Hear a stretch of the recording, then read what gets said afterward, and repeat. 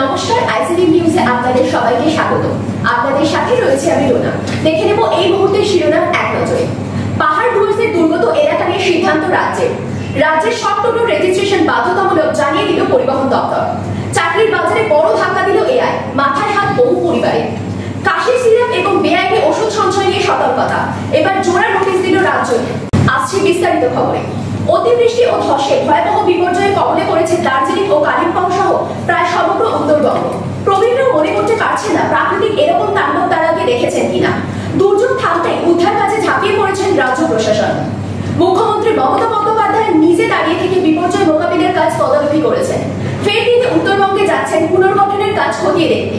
তিনি ঘোষণা করেন প্রাকৃতিক বিপর্যয়ের কারণে কারো বাড়ি পুরোপুরি ক্ষতিগ্রস্ত হলে তাদের 1,20,000 টাকা দেওয়া হবে নবান্ন থেকে। আগে প্রাকৃতিক বিপর্যয়ের কারণে কোনো পাকা বাড়ি সম্পূর্ণ ক্ষতিগ্রস্ত হলে 35,000 টাকা, কাঁচা বাড়ি পুরোপুরি ক্ষতিগ্রস্ত হলে 20,000 টাকা করে দেওয়া হতো।